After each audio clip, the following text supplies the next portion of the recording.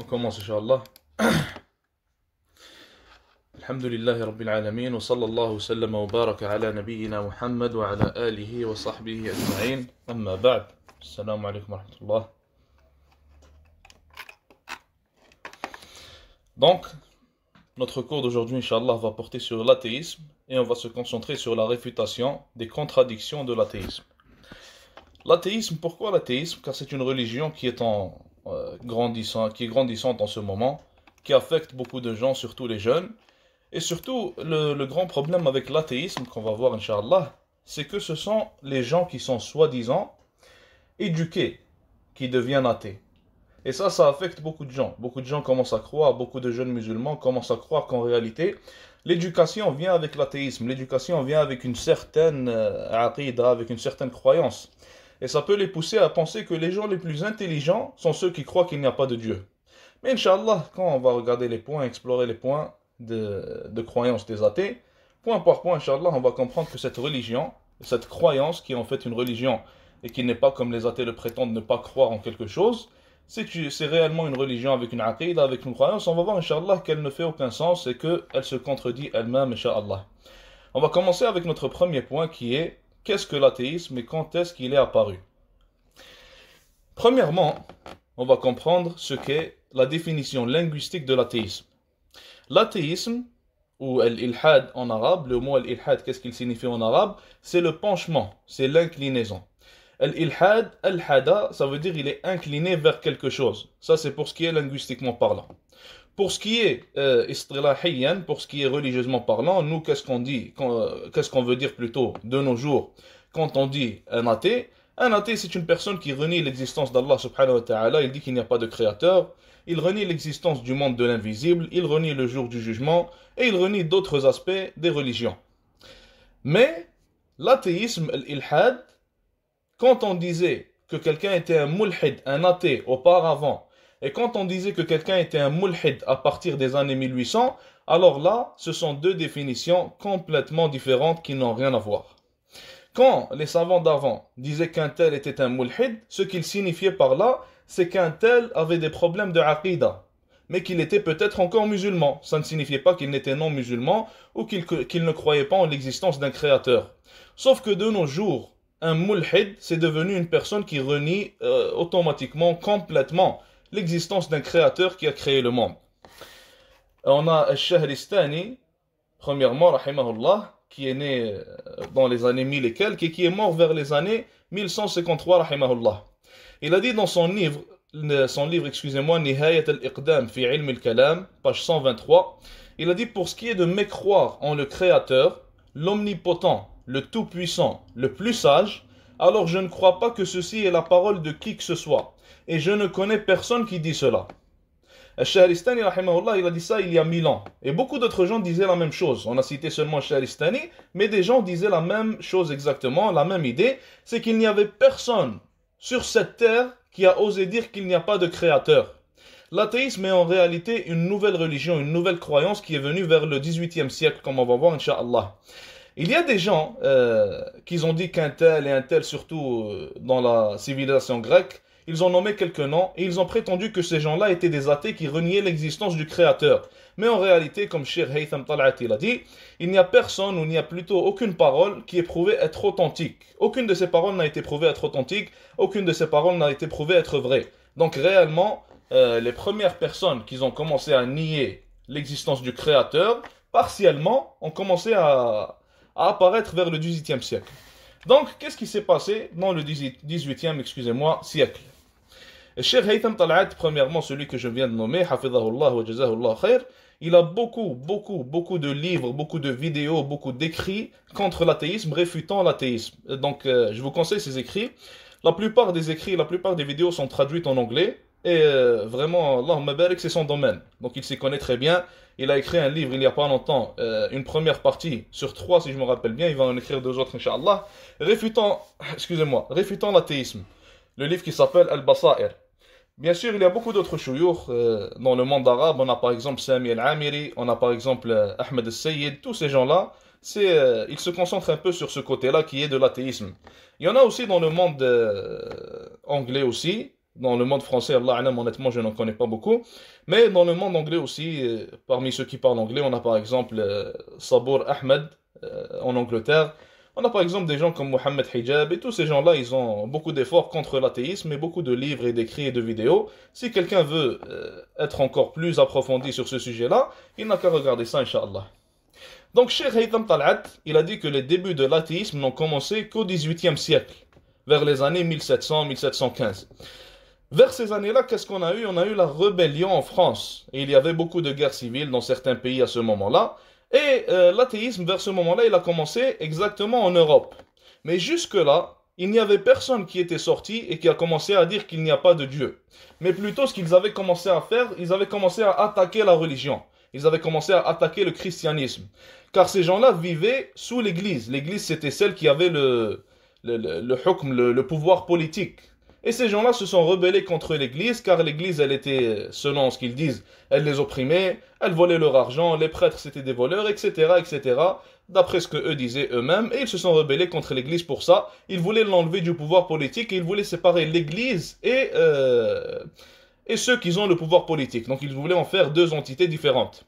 Donc après la rébellion, ces gens-là ont commencé à attaquer l'Église et à attaquer le christianisme. Mais personne, encore une fois, n'a osé sortir et dire qu'il n'y a pas de Dieu. Et parmi les gens les plus célèbres dans leurs attaques contre la religion à ce moment-là, on a l'écrivain, le philosophe Voltaire, le philosophe connu.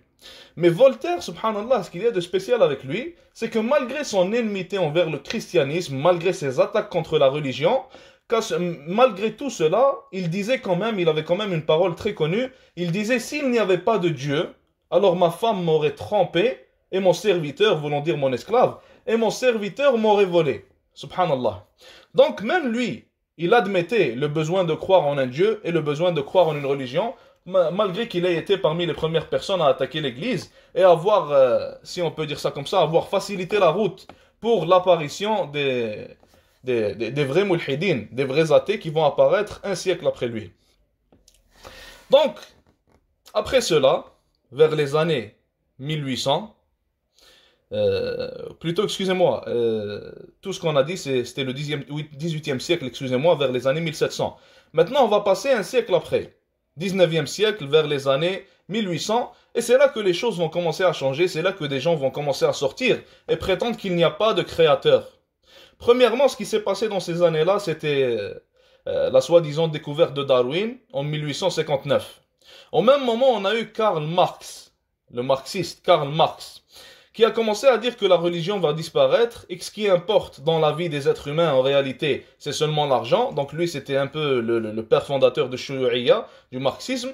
Et on a eu Darwin aussi, comme on a dit, il a fait sa découverte et les gens ont commencé à le suivre à ce moment-là. Et comme on a dit, ce qui a facilité le fait que les gens ont commencé à suivre Darwin et Karl Marx, c'est le fait que les gens venaient de se rebeller contre l'Église. Et que les gens n'avaient pas réellement de religion après cela. Les gens n'avaient pas qui suivre. Et le premier danger duquel Cheikh Haytham Tal'at il parlait, il a dit que le fait que les gens n'avaient plus confiance en l'Église et en la religion, et en les gens qui représentaient la religion dans leur pays, qu'ils étaient les prêtres dus aux crimes qu'ils avaient commis, dus aux découvertes que les gens avaient fait, donc ça a fait en sorte que l'athéisme est rentré et a eu de la facilité à conquérir les maisons et à conquérir les croyances des gens. Donc, il faut faire attention, nous, en tant que musulmans, il faut prendre exemple sur ce qui s'est passé, à ce que la même chose ne se passe pas dans notre pays. Surtout, dû aux ulama de sultan, dû à beaucoup de savants qui vendent un peu la religion, ou beaucoup même des fois, dans certains cas, qui vendent la religion et qui disent seulement ce que les politiciens leur disent de dire, seulement ce que les présidents leur disent de dire. Donc, si les gens n'ont plus confiance en les savants à cause de ces gens-là, si les gens n'ont plus confiance en le dire à cause de ces gens-là, alors les gens vont chercher une issue. Les gens vont chercher une alternative. Et ça va faciliter l'entrée de l'athéisme dans les pays musulmans, chose qui, Inch'Allah, bi'idnillah, ne va jamais arriver. Donc pour récapituler, en 1800, il y a des gens qui se sont pris pour des illuminés. Ils sont sortis, ils ont prétendu avoir fait la découverte qu'attendait toute l'humanité. Ils ont dit que, selon eux, leur découverte, c'était la non-existence du Créateur. Mais là, ce qu'on veut voir, avant de rentrer dans les contradictions qu'ils ont, c'est: est-ce que leur découverte est réellement une nouvelle découverte? Ou est-ce que c'est seulement, tout simplement, une autre forme de shirk vers laquelle le shaitan les a poussés? Pour vérifier ça, on va voir d'abord quelles sont les causes qui poussent les gens à devenir des athées ou qui ont poussé les gens à devenir des athées, que ce soit au passé ou que ce soit de nos jours. Et on va comparer ces raisons-là avec les raisons qui poussent les gens à aller vers le shirk, à aller vers le polythéisme. Et nous allons voir, Inch'Allah, s'il y a des ressemblances. Mais avant de commencer, Inch'Allah, je vais prendre votre avis. Que pensez-vous être une raison qui pousse les gens vers l'athéisme et vers le shirk? Qui peut me donner des raisons qui poussent les gens vers l'athéisme et vers le shirk?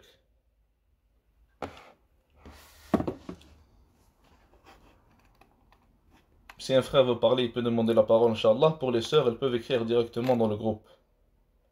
Donc, quelles sont les raisons qui poussent les gens vers le shirk? Le désir de suivre les passions. Exactement, ça c'est la première des réponses, le désir de suivre les passions. Akhi Moussa, je vais te donner la parole, Inch'Allah, je vais juste expliquer ce point-là, et je te donne la parole. Donc, le désir de suivre les passions, et ça c'est extrêmement important. La plupart des athées, dans le cas des athées, la plupart des athées que tu vas voir dans ta vie, tu vas voir qu'en réalité, ils ne font que suivre leurs passions. Tu vas voir qu'en réalité, ils n'ont même pas cherché à comprendre est-ce que Dieu existe ou non, mais ils veulent seulement suivre l'athéisme, dû au fait qu'il n'y a aucune responsabilité qui vient avec. Dû au fait qu'il n'y a aucune interdiction, aucune obligation avec l'athéisme, donc ils ont commencé à suivre l'athéisme. Et on va expliquer ça, Inch'Allah, ou plutôt, avant d'expliquer ça, on va voir ce que Théodorus il a dit, Théodorus l'athée. Théodorus, il a clairement dit, Théodorus qui était il avait un peu des croyances athées, il vient de la civilisation grecque, excusez-moi, il a dit quoi? Le but ultime de la vie humaine est d'avoir le maximum de plaisir possible. Donc pour lui, il te dit que ton but sur terre, la seule raison pour laquelle tu es, c'est d'avoir le maximum de plaisir possible. Et ce point, il est très important. Comme on a dit, ce qu'il vient de dire, c'est très important, car ça nous fait en fait comprendre, ça nous explique pourquoi quand tu parles à beaucoup d'athées, ils ne veulent même pas comprendre ta preuve. Ils ne veulent même pas savoir c'est quoi ta preuve. Mais plutôt tu remarques en eux que ces gens-là ne veulent pas de responsabilité, ne veulent pas d'interdiction. Qui peut m'expliquer, qui peut me donner un exemple, nous prouvant que ces gens-là suivent réellement leur passion et ne suivent pas une soi-disant... ils ne sont pas satisfaits avec une croyance ou quoi que ce soit, mais ce sont des gens qui suivent leur passion. Qui peut nous donner un exemple? Akhi Moussa, est-ce que tu vas parler d'autre chose ou tu vas nous donner un exemple, Inch'Allah?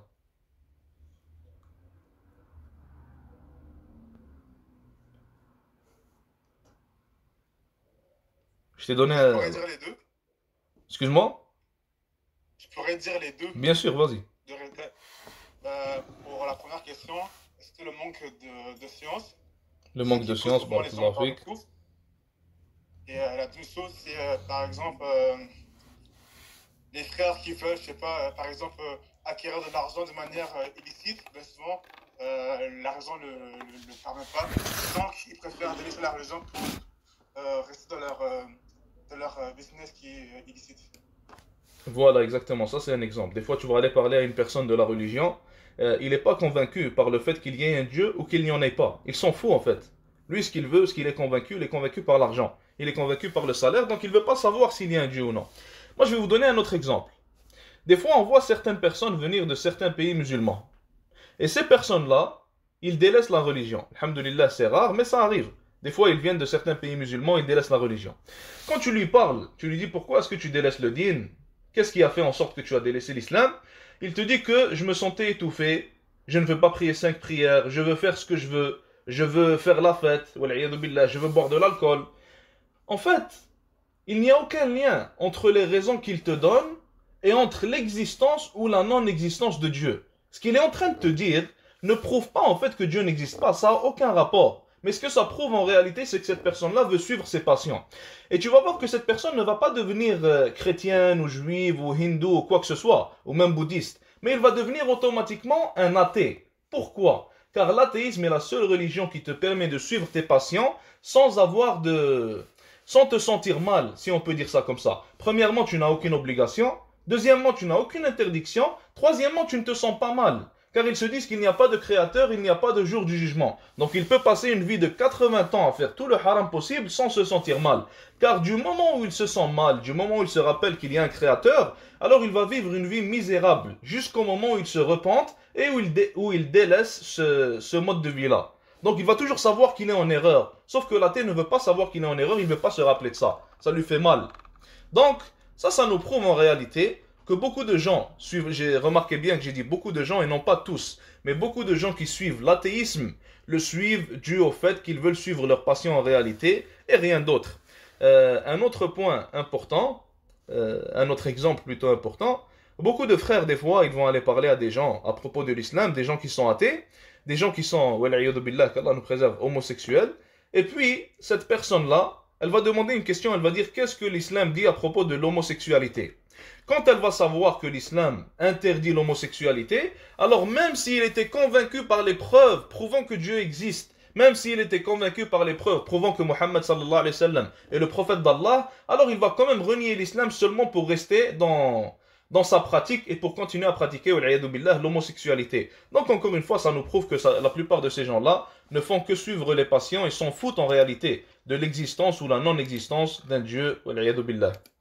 Une deuxième raison, tu avais dit l'ignorance. L'ignorance, barakallahu fik, et l'ignorance, on en parle très souvent. L'ignorance, on en parle très souvent, mais on n'en parle jamais assez. L'ignorance, c'est la raison, ou plutôt c'est la source de tous les problèmes.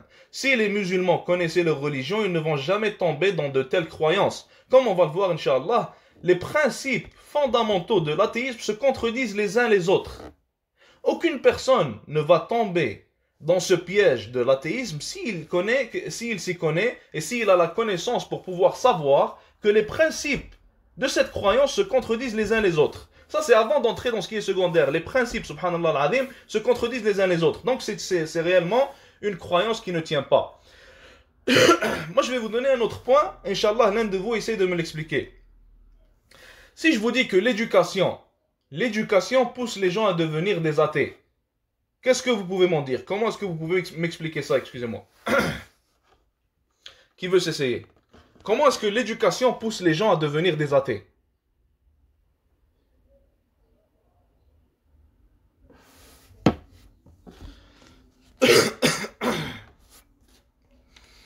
Quelqu'un veut répondre ou non? Je peux essayer. Vas-y, Akhi, vas-y, bien sûr.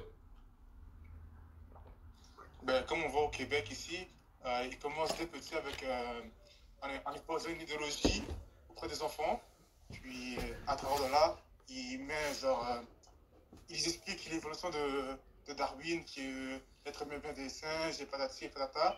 Et là, dès petits, les gens commencent à douter de leurs croyances initiales, que ce soit le christianisme, l'islam et tout. Donc ils délaissent la religion pour adhérer à leur idéologie à eux. Voilà, exactement. Barakallahu fi. Donc ça vient réfuter les gens qui disent que les gens les plus intelligents deviennent des athées. Pourquoi? Car dans toutes les écoles primaires, les écoles secondaires, les collèges, les universités, dans les sphères publiques, dans les médias, partout en Occident, subhanallah, la religion qui est propagée, et par force, et des fois qui est même forcée en quelque sorte aux gens, c'est l'athéisme.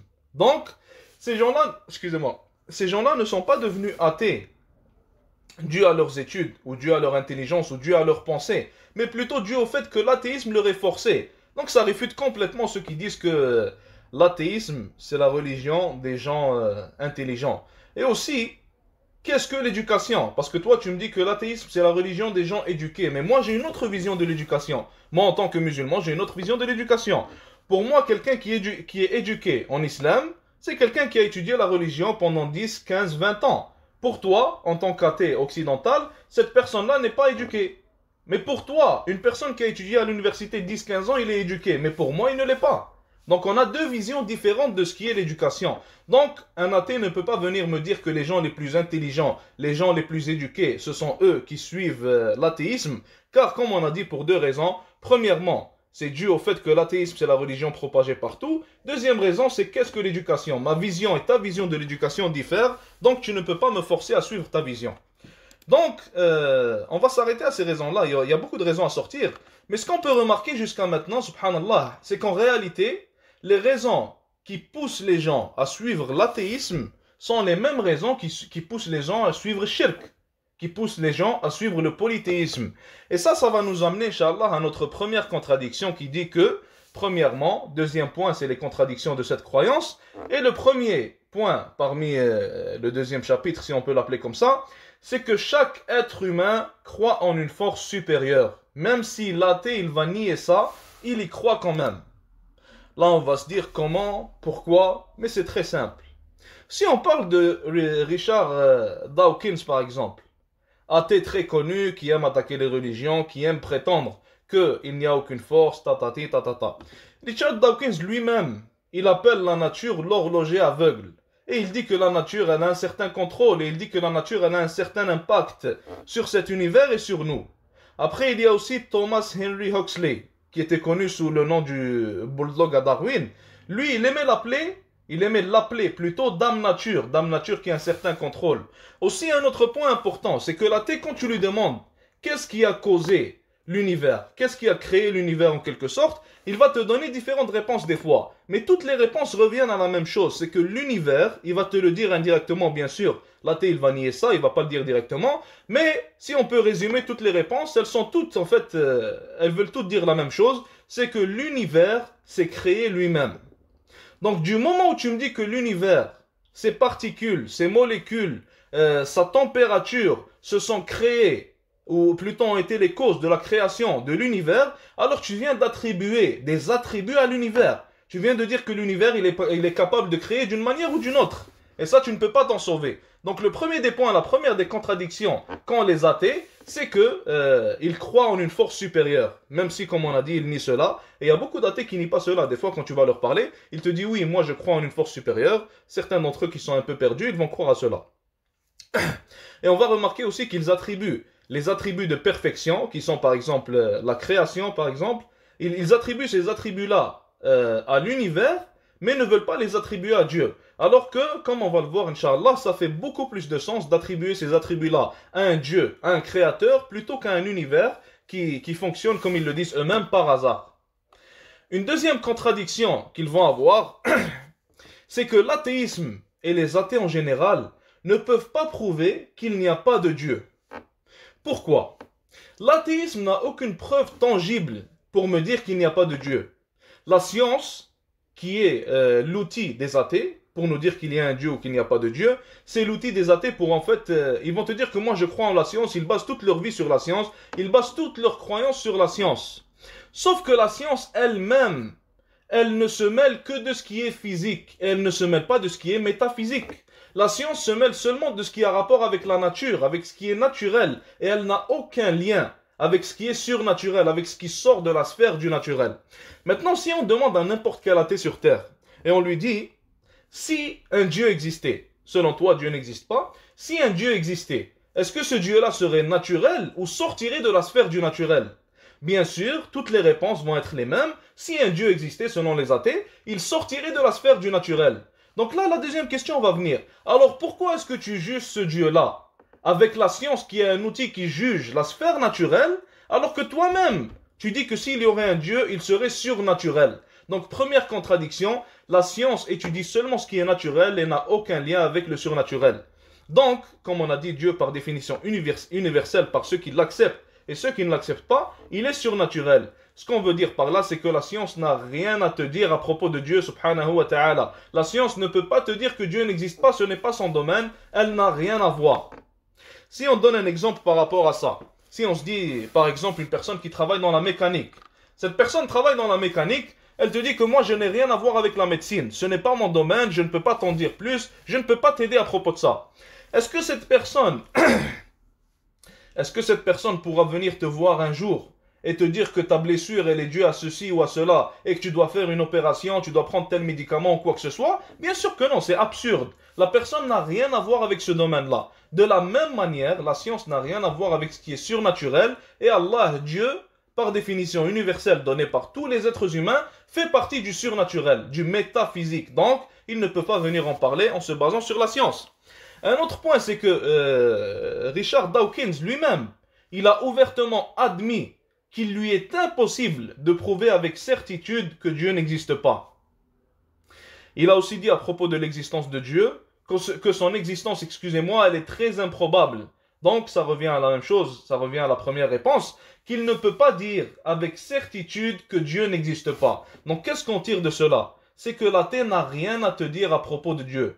L'athée ne peut pas te dire que Dieu existe grâce à la science, et il ne peut juste pas t'en parler tout simplement. Donc toutes leurs réfutations de ce côté-là vont tomber à l'eau. Après, l'athée va venir peut-être commencer à te parler du côté moral. il va arrêter de te parler scientifiquement parlant. Il va te dire que moralement parlant, ta religion elle est fausse, moralement parlant, ta religion, il y a des erreurs, ceci, cela, ton prophète il a fait ci, ton prophète il a fait ça, sallallahu alayhi wa sallam. Donc, dans un cas similaire, qu'est-ce qu'on va répondre à l'athée? Qui veut s'essayer? Si un athée vient te voir et il commence à critiquer ta religion du côté de vue moral, qu'est-ce que tu vas répondre à l'athée? Quelqu'un veut s'essayer? Mec, de base, que la moralité qu'ils utilisent, c'est celle des Occidentaux, qui est leur moralité, mais qui n'est pas la même que ceux des pays occidentaux et ceux des musulmans.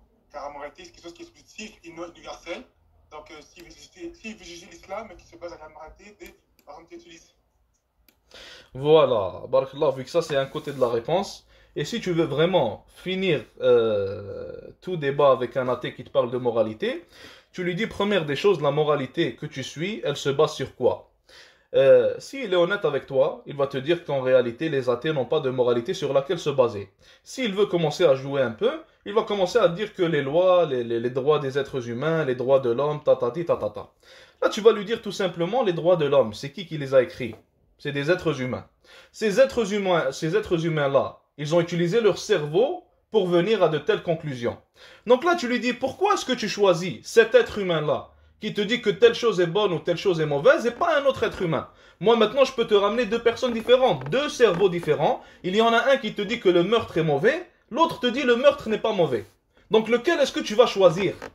Comme le Cheikh Motlaq al-Jassir, il disait que les athées, comment il s'appelle? Subhanallah, la ilaha illallah. La ilaha illallah. J'ai oublié son nom m'est parti, mais bref, c'est l'un des athées les plus connus, il a différents livres écrits, c'est aussi l'un des premiers libéraux les plus connus. Il a dit que quand ils viennent à ce problème-là, ils n'ont pas de réponse. Quand tu lui dis quel cerveau doit-on utiliser, quelle personne doit-elle définir qu'est-ce qui est bon et ce qui est mauvais, quelle personne doit-elle définir les morales des gens, quelle morale doit-on suivre, quelle valeur doit-on suivre, qui va définir pour nous les limites de ces valeurs-là? Et si deux personnes se contredisent à propos des valeurs, l'un d'eux, il dit que le vol est mauvais, l'autre il dit non, le vol est bien, moi le vol ça m'arrange. Eux ils se basent sur le cerveau, ces deux personnes-là se sont basées sur le cerveau. Donc tu lui dis, on prend l'avis duquel des deux? Stuart Mill, ok, il s'appelle Stuart Mill, subhanallah. Alhamdulillah. Il s'appelle Stuart Mill. Il a dit dans son livre, quand ils se font poser cette question-là, alors ils n'ont aucune réponse. Et il a dit que ceci est l'un des plus gros problèmes qu'ils ont. Et lui-même dans son livre, il n'a pas pu répondre à ça, car il n'y a pas de réponse à ça. Nous, notre moralité vient du Seigneur, vient d'Allah subhanahu wa ta'ala, le Créateur. Et qui te dira de la meilleure manière quelle moralité devrait suivre les créatures que leur Créateur? Personne d'autre. Allah subhanahu wa ta'ala, c'est lui qui va te dire quelles sont les meilleures moralités à suivre. L'être humain ne peut pas te dire quelle moralité suivre. Car comme on a dit, les êtres humains, premièrement, ils diffèrent. Deuxièmement, les êtres humains changent. Un jour, il peut te dire telle chose est mauvaise. Demain, il peut te dire non, elle est bonne. Troisièmement, les êtres humains suivent leurs désirs. Possiblement qu'il va te dire que telle chose est bonne pour que ça lui apporte un certain intérêt. Donc, on ne peut pas se baser sur la moralité humaine. Et l'athée ne peut pas avoir un code moral sur lequel se baser. Donc, de ce côté-là, tous les arguments de l'athée viennent de tomber aussi. Comme on a fait tomber les arguments de l'athée du côté scientifique, car la science ne se base pas sur le physique, mais plutôt sur le métaphysique, on vient de faire tomber tous les arguments de l'athée du côté moral. Car celui qui n'a pas de code moral ne peut pas critiquer la morale des gens. Celui qui ne sait pas ce qui est bon et ce qui est mauvais ne peut pas venir te dire telle chose que tu as fait est bonne, telle chose que tu as fait est mauvaise. Ça ne fait aucun sens. Et il faut savoir que c'est dû à ça, c'est dû à cette raison que des fois, wal'iyadu billah, on va entendre certains athées dire que des humains ayant des relations avec des animaux, c'est tout à fait normal. Ou encore une fois, l'inceste, c'est normal, l'homosexualité, c'est normal, car ils n'ont pas de code moral à suivre et ils ne savent pas sur quoi se baser pour ce qui est du code moral. Maintenant, une autre contradiction. Les athées vont te dire, je crois seulement en ce que je vois. Certains d'entre eux croient réellement à ce mensonge. D'autres, ils ne savent même pas que c'est un mensonge, ils croient que c'est la vérité.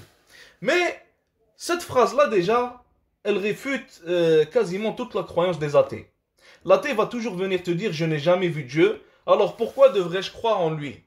Mais en réalité, ce qu'il vient de dire, c'est une chose qu'il pratique lui-même, mais c'est une chose qu'il est en train de contredire en ce moment. Parce que tout être humain, qu'il soit croyant ou qu'il soit athée, croit en les émotions. Tous les êtres humains croient en l'amour, tous les êtres humains croient en la peur, tous les êtres humains croient en le stress par exemple, en la haine. Et tous ces sentiments sont invisibles et ne peuvent être vus. Donc comment est-ce que l'athée croit à ces sentiments-là qui sont invisibles, mais croit en Dieu parce qu'il est invisible? Comment est-ce que ça peut faire du sens? Ça ne fait aucun sens. De la même manière, tous les athées croient en la matière noire.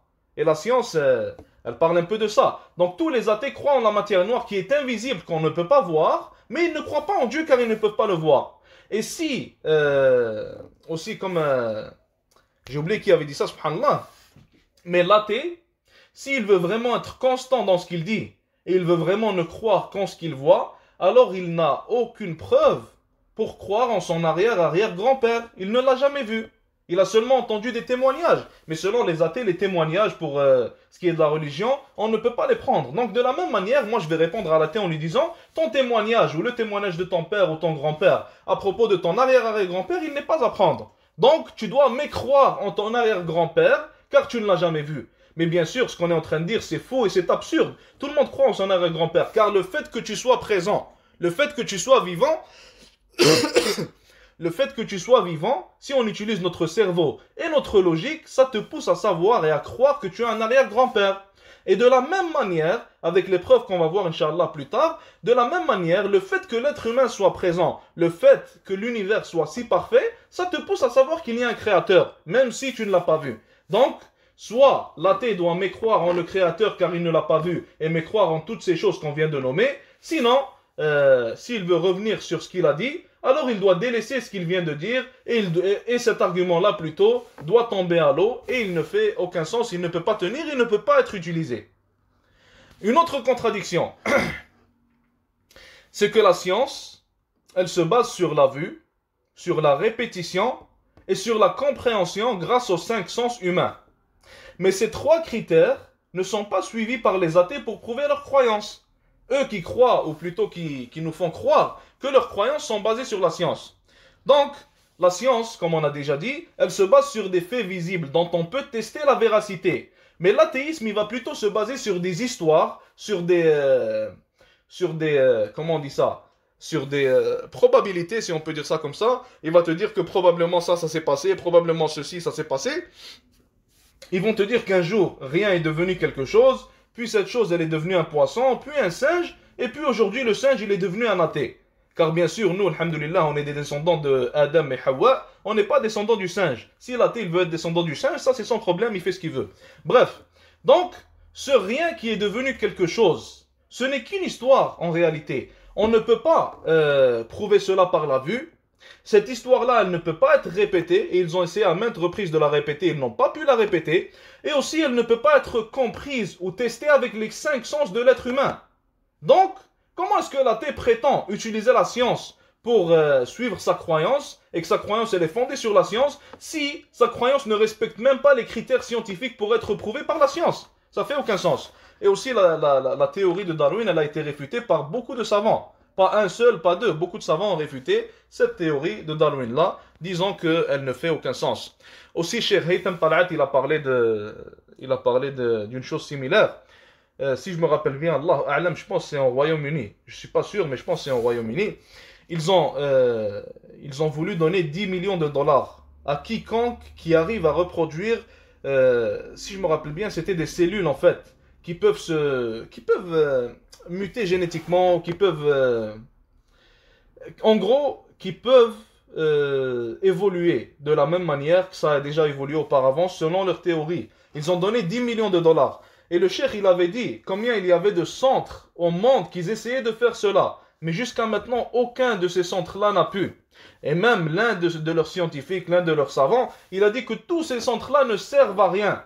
Car ils existent depuis, si je me rappelle bien, 10 ans, Wallahu A'lam. Et pour ces 10 ans-là, ils n'ont rien pu faire. Et ils n'ont servi à rien, encore une fois. Donc, ça vient clairement contredire la science et contredire les critères scientifiques. Car, comme on a dit, la science se base sur des choses qu'on peut refaire, qu'on peut observer, qu'on peut prouver avec les 5 sens de l'être humain.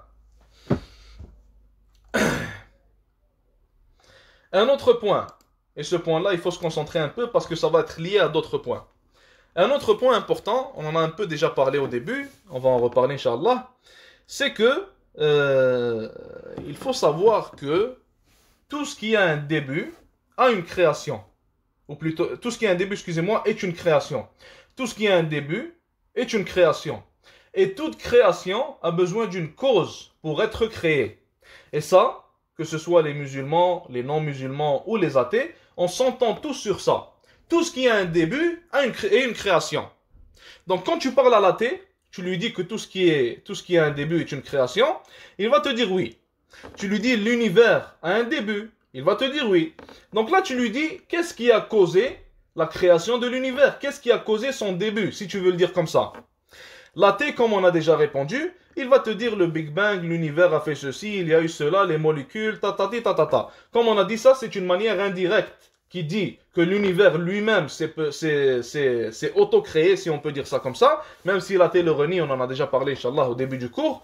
Donc, l'athée vient de te dire qu'il y a une cause pour la création. Et nous aussi, on dit qu'il y a une cause pour la création. On dit que quelqu'un a causé ça. Mais là, on va différer sur quelque chose, on va différer sur qui est le créateur. Qui est celui qui a causé cette création. Et c'est là le point dans lequel on diffère, nous et les athées en réalité. Donc l'athée, il va te dire qu'il n'y a pas de Dieu. Et que la science se base sur la probabilité. Et que pour lui, selon lui, il est bien plus probable et plus logique qu'un Big Bang ait été la cause de la création plutôt qu'un créateur. Et ça nous ramène à un autre point. Avant de parler de ce point-là, de le réfuter, on va donner premièrement quelques exemples prouvant la perfection et l'exactitude de la création et de la planète Terre. La première des choses, premier exemple qu'on va donner, premièrement, il faut savoir que cet univers, et plus spécifiquement cette planète, elle est faite d'une manière tellement exacte et tellement parfaite qui permet la vie aux organismes vivants. Elle permet la vie aux êtres humains, elle permet l'habitation aux êtres humains. Elle nous permet d'habiter sur elle, si on peut dire ça comme ça. Maintenant, on va donner quelques exemples qui prouvent ça. Premièrement, la Lune. Qu'est-ce qui se passerait pour nous si la Lune venait à disparaître? Donc là, je vais citer ce qu'eux-mêmes disent. Ils disent que, sans Lune, qu'adviendrait-il des marées? L'absence de la Lune influencerait directement le phénomène des marées. Elle deviendrait bien plus faible. Les marées, telles qu'elles existent aujourd'hui, sont essentielles pour de nombreuses espèces. Certains poissons pondent leurs œufs dans le sable et s'arrangent pour que l'éclosion coïncide avec les marées. Tout cet ingénieux système n'aurait plus de sens sans les marées. Et ils disent aussi que ça serait aussi compromettant pour la pêche. Certains des animaux pêchés se déplacent en fonction des mouvements des marées.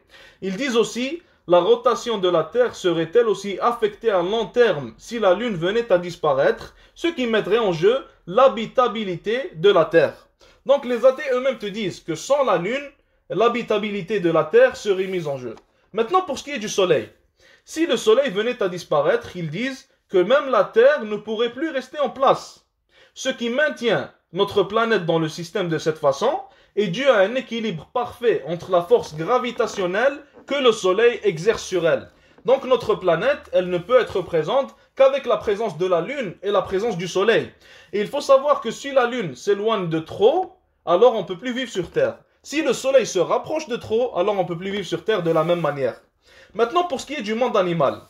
Premièrement, on va voir les éléphants. Il faut savoir que, je cite ce qu'ils disent, les éléphants jouent un rôle majeur dans leur écosystème, et ce pour plusieurs raisons.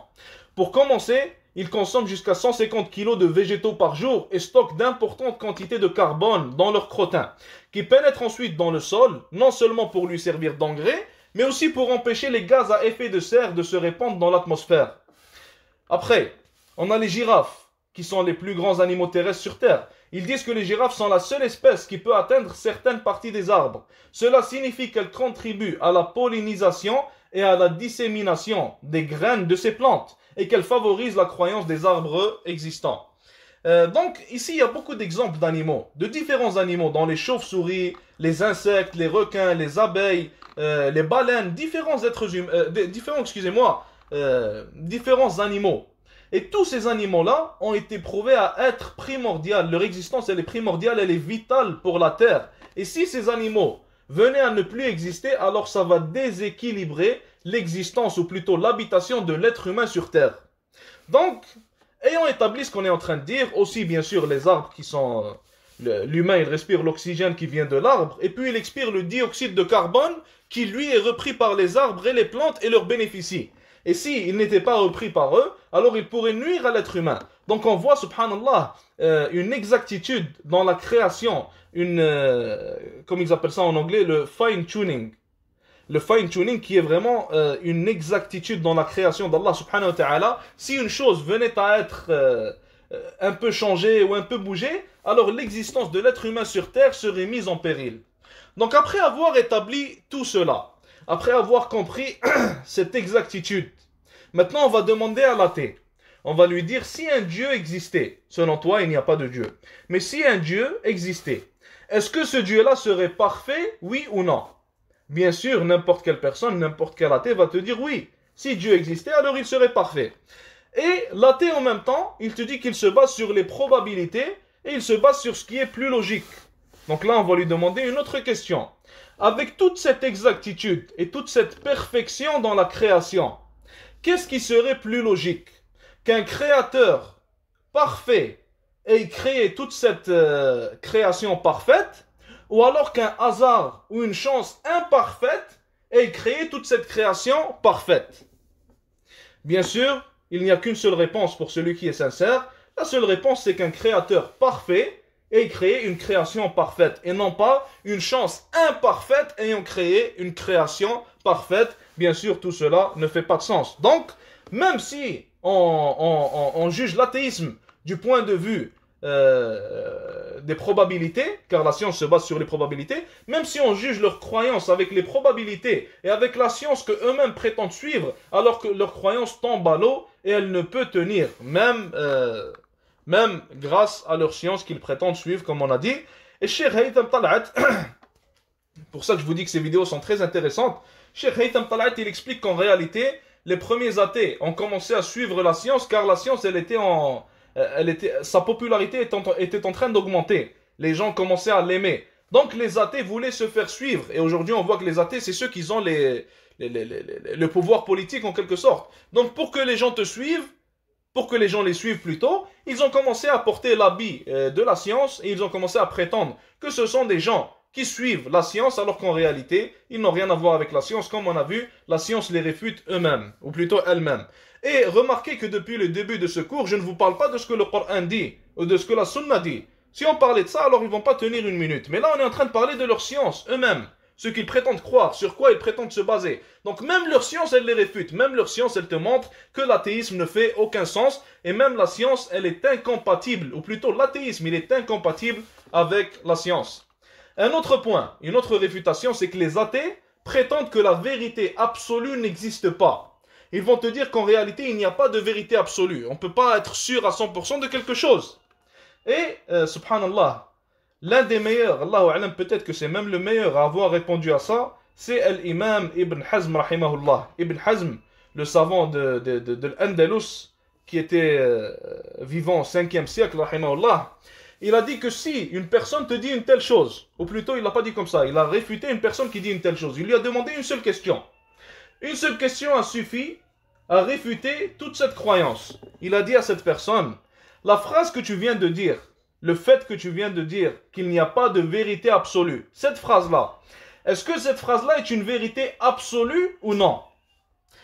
Si la personne te dit cette phrase-là est une vérité absolue, il vient de se contredire, car il a dit qu'il n'y a pas de vérité absolue.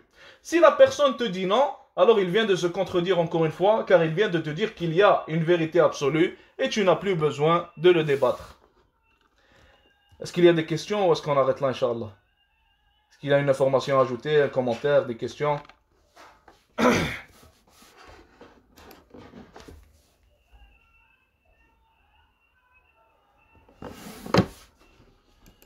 Personne n'a de questions, personne n'a de commentaires? On va arrêter là pour aujourd'hui, Inch'Allah. On reprend dans quelques minutes après Salat, Inch'Allah, pour la réfutation de la secte des Maîtres Ali. Jazakumullah khair. Assalamu alaikum wa rahmatullahi wa barakatuh.